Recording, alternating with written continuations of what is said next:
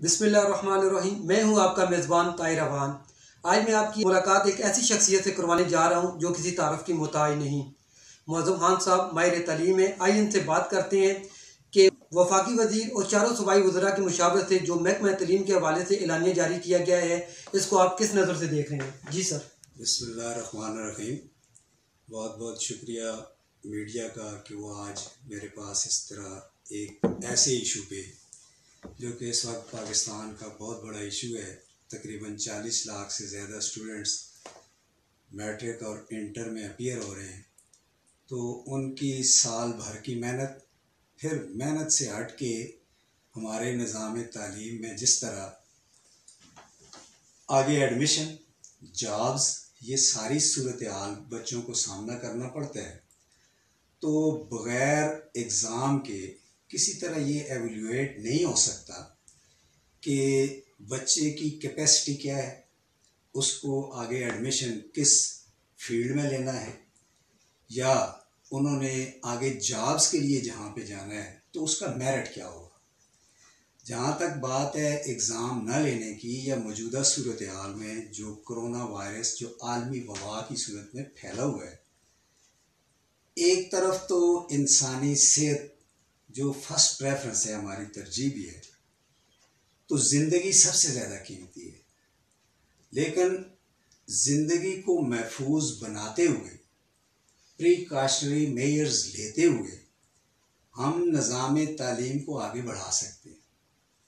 जिस तरह इमरान खान साहब ने बेरोज़गार और गरीब तबके के लिए लॉकडाउन को नरम करते हुए कुछ SOPs जो हैं वो बनाई हैं, लोगों को अपनी सेहत का ख्याल रखते हुए, साथ साथ उन्होंने अपने पेट को भी पालना है। इसी तरीके पे किसी भी मुल्क का जो निज़ाम तालीम है वो भी बड़ा इम्पॉर्टेंट है। वो काउंट करता है कि आगे इस कौम ने, इस सोसाइटी ने आगे बढ़ना कैसे है। तो पूरा साल जो बच्चे 9th में, 10th में, फर्स्ट सेकंड ईयर में तैयारी करते रहे हैं, अब जो हार्ड वर्कर बच्चे हैं उनके लिए ये थोड़ा सा परेशानी का बायस है कि वो जिस तरह compete कर रहे हैं, मुकाबले के इम्तिहान के लिए आगे बढ़ रहे हैं या आगे मुख्तलिफ फील्ड्स में एडमिशन के लिए जा रहे हैं, तो जिस तरह अल्लाह का फैसला है कि काम करने वाले और ना करने वाले, अच्छे एमाल वाले और ना अच्छे एमाल वाले बराबर नहीं हो सकते, तो यहाँ पे भी SOPs का ख्याल रखते हुए इम्तिहानात का इनकाद बहुत अच्छे तरीके पे किया जा सकता है। इसके लिए मैंने कुछ तजावीज़ इन रिटन फॉर्म में भी आपको दे सकता हूँ, कुछ हाई अप्स को मैं मेल भी करना चाहता हूँ, कर दूँगा, कि जिस तरीके पे अगर जैसे कि मैं आपको जैसे कि पता है कि बोर्ड का भी मेरा एक तजर्बा है कि मैं 2 साल 3 साल तक इंटरमीडिएट बोर्ड एबटाबाद में बतौर secrecy officer, assistant controller secrecy काम करता रहा।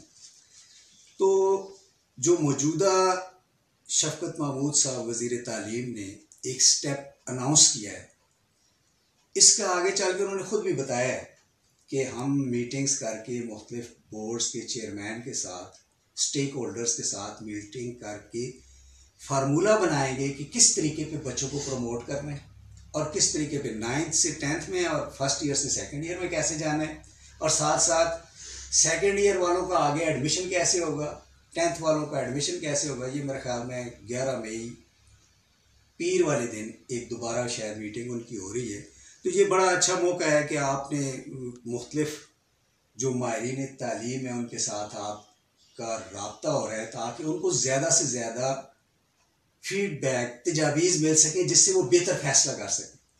माशाल्लाह, हमारे तालीम में एक वसी तजर्बा रखते हैं। किसी भी मुल्क में तालीम की हैसियत एक रीढ़ की हड्डी की हैसियत रखती है। आप क्या समझते हैं अगर पाकिस्तान ने इस तरह ऐलान किए तो तलबा का मुस्तकबिल कैसा रहेगा? फिर इस तरह है कि अगर ऐसे ही बग़ैर उनको एवेल्यूएट किए, अभी ज़रूरी नहीं है कि जिस लड़के ने पिछले साल बहुत अच्छे नंबर लिए हैं वो इस साल भी अच्छे नंबर ले, और ये भी ज़रूरी नहीं है कि पिछले साल अगर वो एवरेज मार्क्स में पास हुए हैं तो इस दफ़ा वो बहुत अच्छी तैयारी करके अच्छे मार्क्स ना ले सके। तो बग़ैर एवल्यूएशन के, बग़ैर टेस्ट के, बग़ैर एग्ज़ाम के किसी को आगे प्रमोट कर देना मेरे ख्याल में ठीक नहीं है। इसके लिए मैं जो बार बार कह रहा हूँ कि SOPs के ज़रिए प्रिकॉशनरी मेजर्स लेकर बड़े आसानी के साथ आप कर सकते हैं। अब जो सेंटर हाल होते हैं जहाँ पे एग्ज़ाम होते हैं, उस वक्त जो आम हालात, नॉर्मल हालात होते हैं, वहाँ पे तमाम स्कूल, तमाम कॉलेज के बच्चे आए हुए होते हैं।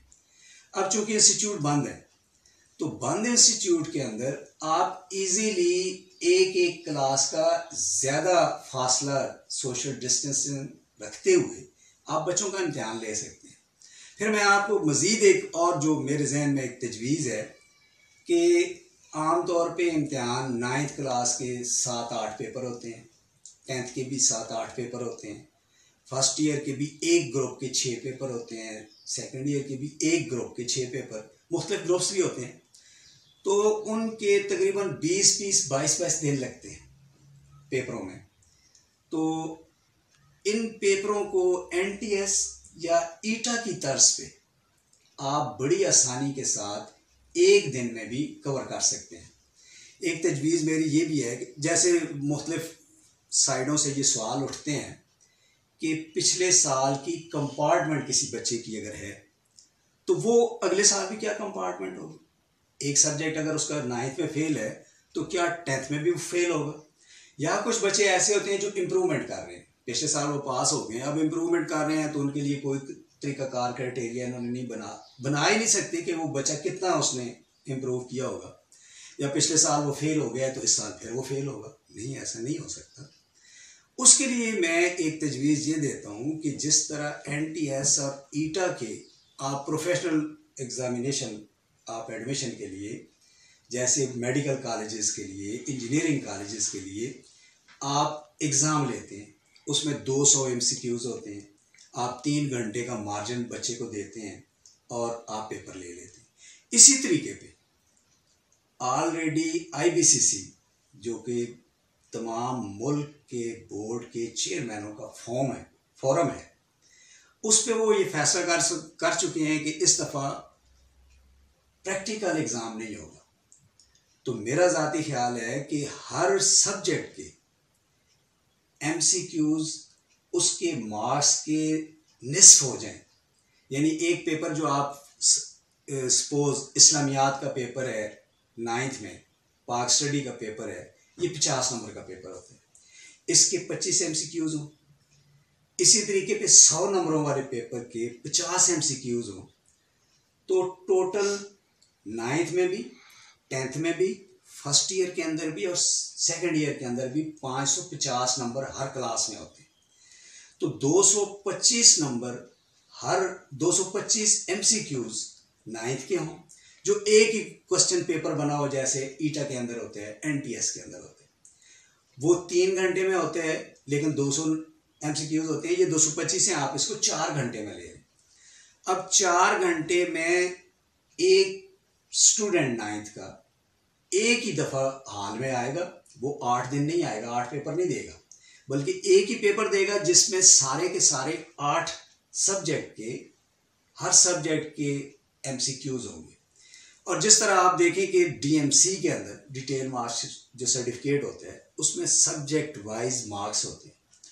आप इस क्वेश्चन पेपर को पोर्शन वाइज बना दें।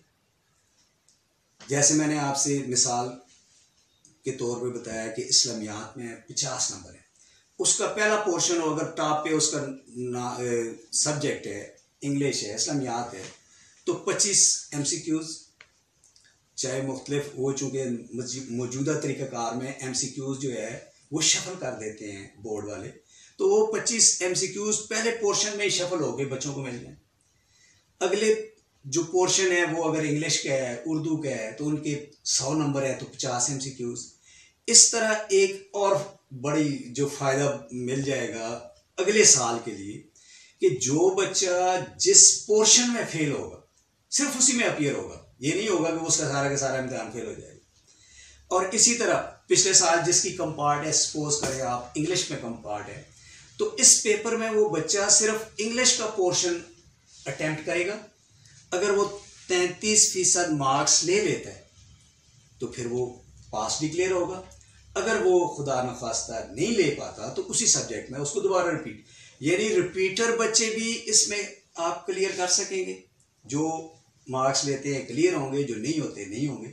और जो फ्रेश कैंडिडेट हैं वो भी, अगर वो हर पोर्शन के उनके मार्क्स अलग अलग होके DMCA भी प्रॉपर उसी तरह बनेगी। और ये मेरे ख्याल में बेस्ट तरीका है। इसमें आप आसानी के साथ एक दिन में 4 घंटे में आप जितने सेंटर हैं, अब सेंटर्स में ऑलरेडी इम्तिहान शुरू हुए थे तो मुख्तलिफ बोर्ड्स ने अपने अमले को भी तैनात किया हुआ है। अब उन्हीं अमले को, एक तो यह है कि उनको मास्क दिए जाएं, उनको ग्लव्स दिए जाएं, सैनिटाइजर्स दिए जाएं, और हाल के बाहर बेशक इंतज़ामी हर डिस्ट्रिक्ट के डिप्टी कमिश्नर या पुलिस वो डिप्यूट करे। हर अगर सेंटर में 2 ही बंदे पुलिस के डिप्यूट हों जो सेंटर के बाहर हों, हाल के अंदर उनका कोई काम नहीं, वो इस चीज़ को इंश्योर करें कि जो सोशल डिस्टेंस का मेजरमेंट है, प्रिकॉशनरी मेजरमेंट है, वो भी ज़रूरी है। इसी तरह जो अमला है उसको आप 50% मज़ीद बढ़ा दें। अगर आपने 10 लोग एक हाल में लगाए हुए हैं तो आप उनको 15 कर दें, 20 कर दें। इस तरह आप बड़ी आसानी के साथ इस सिस्टम को बचा सकते हैं। उन लोगों, जो बच्चे मेहनत करके बड़ी आगे बढ़ने की कोशिश में हैं, उनकी हौसला शिकनी नहीं होगी। बिल्कुल। खैबर पख्तूनख्वा में सूबाई वज़ीर तलीम अकबर अयूब खान साहब को आप क्या एडवाइस देना चाहेंगे कि बच्चों का मुस्तकबिल कैसे बेहतर बनाया जा सकता है? अकबर अयूब खान साहब, उनका अमला, सारी जो एजुकेशन मिनिस्ट्री है या एजुकेशन सिस्टम के सारे जो लोग हैं वो ऑलरेडी बड़े कैपेबल हैं, वो समझते हैं। तो मैंने जो तजवीज़ दी है, अगर बल्कि आपको ये हमें कहते हुए ये फ़ख्र भी होता है कि तीनों सूबों ने स्कूल खोलने की भी मुखालफत की, साथ साथ इम्तिहानात को भी पोस्टपोन करने की बात की, जबकि वाहिद सूबा खैबर पख्तूनख्वा है जिसने कहा कि नहीं, हम स्कूल खोलते भी हैं, हम प्रिकॉशनरी मेजरमेंट्स लेके हम अपने बच्चों को अपने बच्चों की तालीम को आगे बढ़ाना चाहते हैं। तो इस हवाले से ये बड़ा अप्रिशिएटेबल है। लेकिन चूँकि वो सारा एक इकट्ठा फैसला होता है, डिसीजन होते हैं, तो उसमें बाउंड हो जाते हैं। तो इन तजावीज़ को आगे बढ़ाते हुए इन्हें वफाकी हुकूमत को कायल करना चाहिए कि इस तरीके पर इम्तिहान हम कंडक्ट कर सकते हैं। बहुत शुक्रिया जी। मेरे साथ थे मरूम माहिर तलीम मौज़ूम खान साहब, जिनकी बातें आपने सुनी। उम्मीद है कि हुकूमत वक्त इन पर नज़रसानी करेगी। अपने मेज़बान ताहिर अबान को दीजिएगा इजाज़त। अल्लाह हाफिज़।